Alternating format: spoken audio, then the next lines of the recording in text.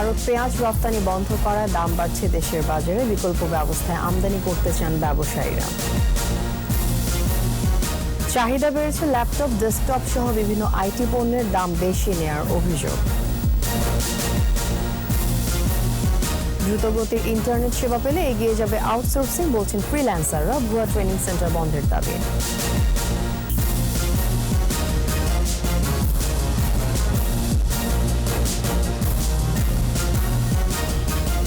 শুনছিলেন first security Islami bank limited সংবাদ শিরোনাম। আমন্ত্রণ জানাচ্ছি 21 দেশের সংবাদে, আর আপনাদের সাথে থাকছি আমি তাসনিম আফিফা। দর্শক, 21 টেলিভিশনের সংবাদ সরাসরি দেখতে পাবেন আমাদের ফেসবুক পেজ www.facebook.com/2124 অনলাইনে। সংবাদ আরও থাকছে। নতুন স্বাভাবিক রাজনীতিতে আওয়ামী লীগ পুরোদমে সাংগঠনিক কর্মকাণ্ড শুরুর পরিকল্পনা।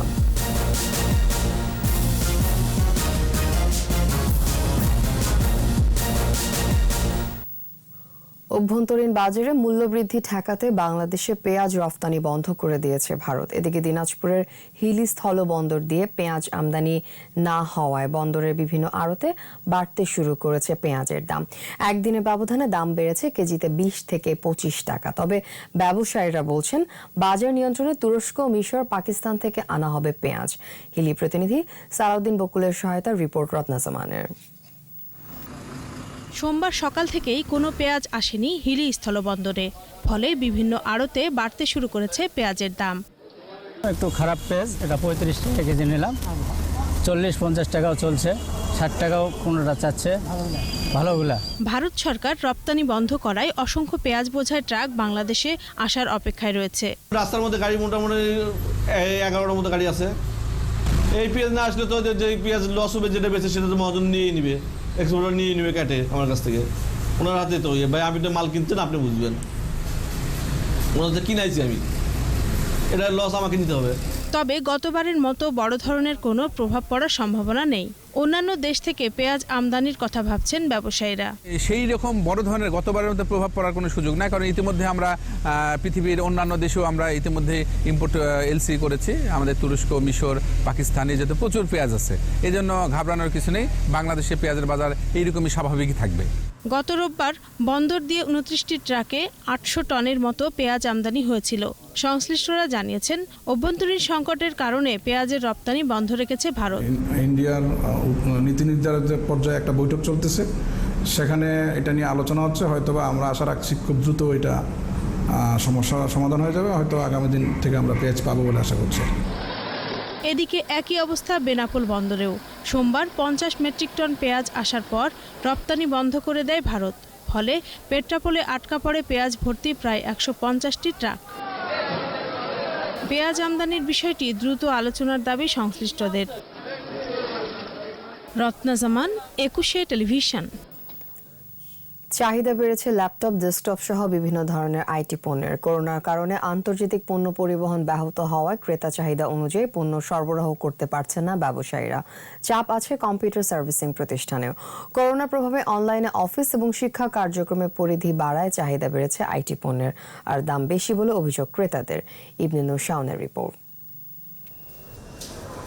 করোনা সংক্রমণের বিরূপ প্রভাবে মার্কেট শপিং মলে ক্রেতা সংকট। তবে বিপরীত চিত্র কম্পিউটার বাজারে। আগারগাঁও আইডিবি ভবনে ক্রেতার সেবায় ব্যস্ত সময় পার করছেন বিক্রয়কর্মীরা। অনলাইনে শিক্ষা কার্যক্রম পরিচালিত হয়। ল্যাপটপ, হেডফোন ও ক্যামেরার চাহিদা তুঙ্গে। দামও বেড়েছে চাহিদার সঙ্গে। মেডিকেলে পড়ি, আমার অনলাইন ক্লাসের জন্য আসলে ল্যাপটপটা কেনা হচ্ছে, যেন ক্লাস করতে সুবিধা হয় জন্য। বিভিন্ন অ্যাসাইনমেন্ট, আবার থিসিসের কাজের জন্য আমাদের ল্যাপটপ, এখন তো মানে পড়াশোনার প্রায় 70% কাজের জন্য ল্যাপটপ দরকার হয়। ল্যাপটপে মানে বাজারে চাহিদা অনেক আছে, ইভেন পাওয়া যেতেছে, মানে স্টক সীমিত। চাহিদা বেড়েছে wifi router, bluetooth headphone, pen drive সহ বিভিন্ন ভিডিও নির্মাণ সামগ্রীর। প্রত্যাশার চেয়ে বেশি বিক্রি হচ্ছে দাবি ব্যবসায়ীদের, আর সরবরাহ কম থাকায় দাম বাড়ছে বলে জানান তারা। কাস্টমার কোয়ারি অনেক বেড়েছে, বাট সেই তুলনায় প্রোডাক্ট আমাদের অনেক কম রয়েছে, যার জন্য আমরা সব ব্যাকআপ দিতে পারছি না। মার্কেট যে চাহিদা সেটা আমরা ফুলফিল করতে পারতেছি না। ল্যাপটপ ও ডেস্কটপ সার্ভিসিংয়ের স্টলগুলোতে উপচে পড়া ভিড়। যে ডিভাইসটা নষ্ট আছে সেটা রিপেয়ার করার জন্য এখন এই জিনিসগুলো করছে, যার কারণে আমরাও একটু প্রেশারে আছি যে প্রচুর পরিমাণ সার্ভিস হচ্ছে। মার্কেট খোলার পর থেকে প্রায় 40% বিক্রি বেড়েছে। 30 থেকে 40% আমরা পাচ্ছি গত 4 মাস যাবে। আপনারা জানেন আমরা মার্কেট গভর্নমেন্ট ডিক্লেয়ারের পরে যখন 10টা থেকে 4টা পর্যন্ত মার্কেট খোলা ছিল, আমরা তখন শুরু করি আমরা মে মাসের 10 তারিখ, তখন থেকে আমরা সারাটা পেয়েছি। ক্রেতার চাপ থাকলেও স্বাস্থ্যবিধি মেনেই মার্কেট পরিচালিত হচ্ছে বলছে কর্তৃপক্ষ। ইবনে নূর শাওন, 21 টেলিভিশন, ঢাকা। দেশের সব প্রান্তে দ্রুতগতি নিরবিচ্ছিন্ন ইন্টারনেট সেবা চালু আর ভুয়া ট্রেনিং সেন্টার বন্ধ হলে আউটসোর্সিংয়ে বাংলাদেশ অনেক দূর যাবে। দক্ষ ফ্রিল্যান্সাররা বলছেন ডলার আয়ের গ্যারান্টি নয়, ভর্তির আগে ট্রেনিং সেন্টারের মান ও কোর্স কারিকুলাম দেখে নেওয়া জরুরি। তথ্য ও যোগাযোগ প্রযুক্তি প্রতিমন্ত্রী জানিয়েছেন, ইউনিয়ন পর্যায়ে ব্রডব্যান্ড সার্ভিস পৌঁছে দেওয়ার পাশাপাশি 64টি জেলায় শেখ রাসেল ডিজিটাল সেন্টার স্থাপন করছে সরকার। ইবনে নূর শাওনের 3 পর্বের আরেকটি রিপোর্টের আজ শেষ পর্ব। ফ্রিল্যান্সারদের প্রধান চ্যালেঞ্জগুলো কি? 21 টেলিভিশনের পক্ষে জানতে চাওয়া এই প্রশ্নের উত্তরে 3 ও 4 নম্বরে উঠে এসেছে দ্রুতগতির ইন্টারনেট সংকট আর ভুয়া কোচিং সেন্টার। বিজ্ঞাপনের লোভনীয় ফাঁদে পড়ে দক্ষতা অর্জনকে পাশ কাটিয়ে অনলাইনে ছোটখাটো কাজ পাওয়াকেই সফলতা মনে করছেন অনেকে। ফলে নির্দিষ্ট সময় পর ঝরে পড়ার হার বাড়ছে। একটা অর্গানাইজেশনের কিন্তু ওয়েবসাইট আছে, ওয়েবসাইটে ঢুকে তাদের কোর্সের কন্টেন্ট দেখে নিতে পারেন, সেই কন্টেন্টটা কতটুকু রিচ, যার কাছে শিখবেন সে ট্রেনার ফ্রিল্যান্সার কিনা, এই বিষয়টা দেখে 2টা বিষয়ের উপর ফোকাস করে তারপর আপনি ট্রেনিং সেন্টার চুজ করতে পারেন। টাকা ইনভেস্টমেন্ট করা যে সে আপনাকে আর্নিং করিয়ে দিবে বা এই টাইপের ফ্রিল্যান্সিং করার জন্য কোনো আপনার রিকোয়ারমেন্টই দরকার নাই। এখানে আপনার ইনভেস্টমেন্টটা হচ্ছে আপনার স্কিল ডেভেলপ করা। মানহীন এসব প্রতিষ্ঠানের বিষয়ে নিজেদেরই সচেতন হওয়া জরুরি বলছেন এই প্রযুক্তি বিশেষজ্ঞ। নিজে থেকে শিখতে হবে। আমি যা মেটেরিয়াল পাচ্ছি সেটাকে আমাকে অ্যাপ্লাই করতে হবে, দরকার হলে আমি বই দেখে ইন্টারনেট ঘেটে আরও আমাকে শিখতে হবে। সো সুতরাং আমি যদি সম্পূর্ণ ডিপেন্ড করে থাকি সেই কোচিংয়ের উপরে, তাহলে কিন্তু আমি আসলে সত্যিকার অর্থে শিখতে পারবো না।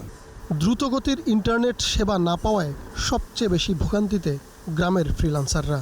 গ্রামে দ্রুতগতির ইন্টারনেট সেবা না থাকায় অনেক ফ্রিল্যান্সারদের কাজের অসুবিধা হচ্ছে। আমি নিজেও একজন ভুক্তভোগী। তথ্য ও যোগাযোগ প্রযুক্তি প্রতিমন্ত্রী বলছেন, দেশের সব জেলায় স্থাপিত হতে যাওয়া শেখ কামাল আইটি ও 5000 শেখ রাসেল ডিজিটাল সেন্টারে ফ্রিল্যান্সারদের জন্য আধুনিক সুযোগ সুবিধা সংবলিত স্পেস বরাদ্দ থাকবে। গ্রাম পর্যন্ত একটা রিলায়েবল ইন্টারনেট কানেক্টিভিটি পৌঁছে যাচ্ছে ইডিসি প্রকল্পের আওতায়, যেটা ইউনিয়ন থেকে গ্রাম পর্যন্ত যাচ্ছে। আবার অপরদিকে উপজেলা পর্যন্ত আমাদের কিন্তু training centre, employment centre, service delivery centre হয়ে যাচ্ছে। আবার জেলা পর্যন্ত Sheikh Kamal IT training incubation centre হচ্ছে। আবার বিভাগ জেলা পর্যায়ে আমাদের যে software technology park, hi tech park হচ্ছে। এছাড়া এলএডিপি প্রজেক্টের ট্রেনিংগুলোকে প্রতিনিয়ত আপডেট করা হচ্ছে বলেও জানান মন্ত্রী। তারা এখন আমাদের বিভিন্ন সফটওয়্যার টেকনোলজি পার্কে ছোট্ট একটা জায়গা নিয়ে এন্টারপ্রেনিউরও হচ্ছে।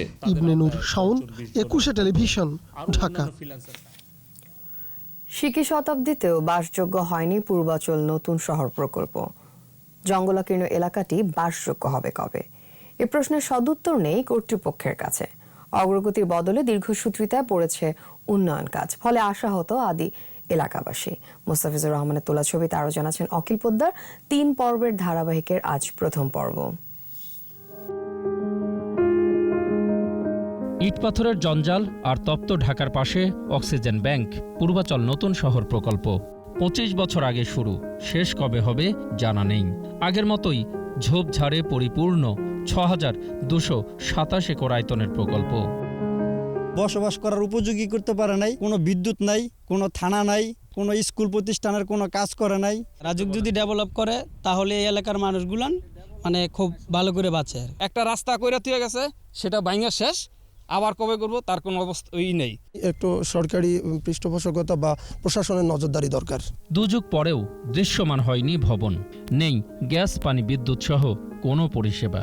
111 তলার আইকনিক টাওয়ার আর বাণিজ্য মেলার স্থায়ী অবকাঠামো প্রকল্পও অধরা মাধুরী। তার ওয়াটার সাপ্লাই যদি না থাকে, তার যদি সিউরেজ সিস্টেম না থাকে, সেখানে যদি গ্যাস না থাকে, সে যদি কারেন্ট না থাকে, তাহলে সেখানে সে বসবাস করবে কিভাবে? কোনো ডিপার্টমেন্টে যদি হেড অফ দ্য অর্গানাইজেশন না থাকে, তার সঙ্গে যদি হায়ারার্কি অনুসারে যদি অফিসার না থাকে এবং স্ট্রং মনিটারি টিম যদি না থাকে, তাইলে কিন্তু আপনি রেজাল্টটা পাবেন। এখানে যে অবকাঠামো তৈরি হওয়ার কথা সেটা খুব ধীর গতিতে হচ্ছে, যেহেতু এটা ওয়াসার সীমানার বাইরে। দ্বিতীয়ত এখানে গ্যাস সরবরাহ কি থাকবে নাকি এলএনজি করে চলবে? নিজের জমি ছেড়ে আদি বাসিন্দারা নতুন স্বপ্নে বুক বেঁধেছিলেন পূর্বাচলকে ঘিরে। অপেক্ষায় থেকে অধিকাংশই প্রকল্পের ভবিষ্যৎ নিয়ে হতাশ। যে ভবন হবে কিন্তু ভবন হয় না, ভবনও যদি হইতো তাহলেও আমাদের এই একটা সুবিধা হইতো। এখানে স্কুল, কলেজ, ভার্সিটি, থানা সব কিছু থাকতে হবে। 15 বছর হয়ে যায় প্লট নিয়ে বসে আছে, এর মধ্যে কোনো উন্নয়ন বলতে এই প্লট দিয়ে কোনো কিছু করতে পারতেছে না। ডেভেলপ হচ্ছে কিন্তু তেমন একটা না, কাজের অগ্রগতি নেই, আর আস্তে আস্তে বন জঙ্গলে ভরে যাচ্ছে। প্রায় 6,500 একর ভূমিতে গড়ে ওঠা পূর্বাচল প্রকল্পে বহু আগেই কথা ছিল লোক বসতির, সেটা তো হয়নি, যে কারণে সাধারণ আদিবাসীদের পাশাপাশি যারা এখানে ঘুরতে আসেন তাদের জন্য এই এলাকাটি ক্রমেই হয়ে উঠেছে ভয়াবহ। অখিল পোদ্দার, 21 টেলিভিশন, পূর্বাচল প্রকল্প, ঢাকা। নওগাঁর বসাল ইউনিয়নের মল্লিকপুর গ্রামের পানি নিষ্কাশনের একমাত্র পথে অপরিকল্পিত পুকুর খনন ও বাড়ি নির্মাণ করা প্রায় 200 বিঘা জমিতে জলাবদ্ধতা স্থায়ী রূপ নিচ্ছে। এ কারণে গত 3 বছর ধরে চাষাবাদ করতে পারছে না গ্রামের কৃষকেরা। স্থানীয় প্রশাসনের কাছে আবেদন নিবেদন করেও মেলেনি ফল, জানিয়েছেন ভুক্তভোগীরা। নওগাঁর প্রতিনিধি রতন ইসলামের রিপোর্ট, জানাচ্ছেন রত্নাজমান। মল্লিকপুর গ্রামের প্রায় 200 বিঘার এই ফসলি জমির মাঠের 3 দিকে রয়েছে উঁচু ভূমি। পশ্চিম দিকে ছিল পানি নিষ্কাশনের একমাত্র রাস্তা। 2018 সালে সেই রাস্তা ও ফসলি জমি কিনে পুকুর খনন ও বাড়ি নির্মাণ করেন স্থানীয় প্রভাবশালী সিরাজুল ইসলাম। আর এ কারণে বর্তমানে সামান্য বৃষ্টিতেই জলাবদ্ধতায় ডুবে যায় গ্রামসহ ফসলি মাঠ। পুকুর এবং বাড়ি করাতে উনি হাইল্যান্ড করে ফেলছে, টোটাল অবস্ট্রাগলটা বন্ধ করেছে। বন্ধ করার কারণে মাঠে 150 বিঘা জমির ফসল নষ্ট হয়েছে। আমরা একটা খাল কাটছিলাম, খাল কাটিয়ে ওইখানে পানি পার্কে দেই, আমরা ধান লাগাবো, আমরা ধান লাগে, আমরা কৃষক বাঁচি, উনি জোর করে পড়া বা মুজে দিল। বিষয়টি সমাধানে ইউপি চেয়ারম্যানকে দায়িত্ব দেওয়া হয়েছে বলে জানায় উপজেলা প্রশাসন। গ্রামবাসীদের নিয়ে বসে সেটা সমাধান করবে আর কি, এইভাবে তাকে আমি নির্দেশনা দিয়েছিলাম। তারপরে সে আমাদের চেয়ারম্যান সাহেব তিনি নোটিশ করে সবাইকে নিয়ে বসে সমাধানের চেষ্টা করেছেন। তবে উভয় পক্ষকে নিয়ে বিষয়টি স্থানীয়ভাবে সমাধান করা যায়নি বলে জানান ইউপি চেয়ারম্যান। ব্যক্তি মালিকানা সম্পত্তি আমার যেহেতু কাটার অধিকার নাই, সেই মর্মে সরকারি রাস্তা কেটে অস্থায়ীভাবে একটা পানি নিষ্কাশনের ব্যবস্থা নিয়েছিলাম। সেইটা যে জমিওয়ালা পার্শ্ববর্তী আছে, যার উপর দিয়ে পানি যাবে এবং যেখানে পানি পড়বে তাদের বাধা হওয়ার কারণে প্রতিবন্ধকতার সৃষ্টি হয়। অন্যদিকে অভিযুক্ত সিরাজুল জানান পানি নিষ্কাশনে 6 ফিট জমি দিতে রাজি, তবে ড্রেন পাকা করার দাবি গ্রামবাসী না মানায় সমস্যার সমাধান হয়নি। গ্রামের এতগুলো লোকের যদি উপকার হয় তো আমার সামান্য 6 ফিট জায়গা আমি দিতে রাজি আছি। তোমরা স্থায়ী সমাধান করতে আসবে, ড্রেন করবে তখন হবে, এবং সেটা ধরে ওই মাপ করে করা হবে। দ্রুত প্রশাসনের হস্তক্ষেপে কৃত্রিম জলাবদ্ধতার হাত থেকে রক্ষার দাবি গ্রামবাসীর। রত্নাজামান, 21 টেলিভিশন। সাভারের আশুলিয়ায় 2 মাদ্রাসা শিক্ষার্থীকে হাত পা বেঁধে মারধর করার অভিযোগে শিক্ষক ইব্রাহিম মিয়া সহ 4 জনকে আটক করেছে পুলিশ। সোমবার রাতে আশুলিয়ার মদনেটেক এলাকায় জাবালে নূর মাদ্রাসা অভিযান চালিয়ে তাদেরকে আটক করে পুলিশ। পুলিশ জানায় 11 সেপ্টেম্বর তুচ্ছ ঘটনা নিয়ে মাদ্রাসায় শিশু শিক্ষার্থী রাকিব হোসেন ও মাহফুজুর রহমানকে হাত পা বেঁধে পিটিয়ে গুরুতর আহত করে শিক্ষক ইব্রাহিম মিয়া। এদের মধ্যে শিশু রাকিব হোসেনের অবস্থা আশঙ্কাজনক হওয়ায় তাকে হাসপাতালে ভর্তি করা হয়েছে। পরে সামাজিক যোগাযোগ মাধ্যম ফেসবুকে শিশু শিক্ষার্থীকে মারধরের ভিডিও ভাইরাল হলে ঘটনাস্থলে যায় আশুলিয়া থানা পুলিশ।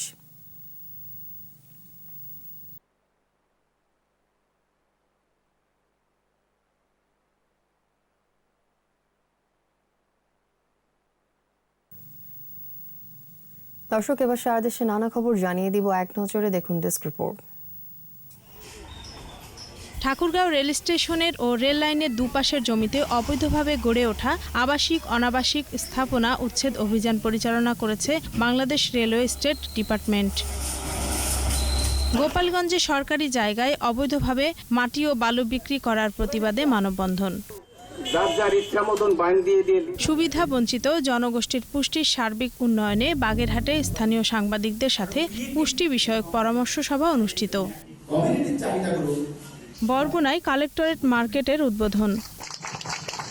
প্রধানমন্ত্রীর উপহার high flow nasal cannula Chuadanga সদর হাসপাতালে হস্তান্তর। Desk report, 21 television. শেষ করছি 21 দেশের সংবাদ। যাবার আগে first security Islami bank limited সংবাদ শিরোনামগুলো আরও একবার। ভারত পেঁয়াজ রফতানি বন্ধ করায় দাম বাড়ছে, দেশের বাজারে বিকল্প ব্যবস্থায় আমদানি করতে চান ব্যবসায়ীরা। চাহিদা বেড়েছে ল্যাপটপ, ডেস্কটপ সহ বিভিন্ন আইটি পণ্যের দাম বেশি নেওয়ার অভিযোগ। দ্রুতগতির ইন্টারনেট সেবা পেলে এগিয়ে যাবে আউটসোর্সিং, বলছেন ফ্রিল্যান্সাররা। ভুয়া ট্রেনিং সেন্টার বন্ধের দাবি।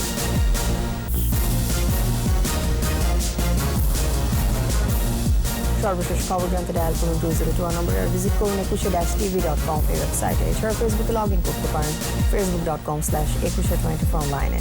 এতক্ষণ সাথে থাকার জন্য ধন্যবাদ। আমাদের পরবর্তী সংবাদ দুপুর 2টায় দেখার আমন্ত্রণ রইল। স্বাস্থ্যবিধি মেনে চলুন, নিরাপদে থাকুন, 21-এর সাথে থাকুন।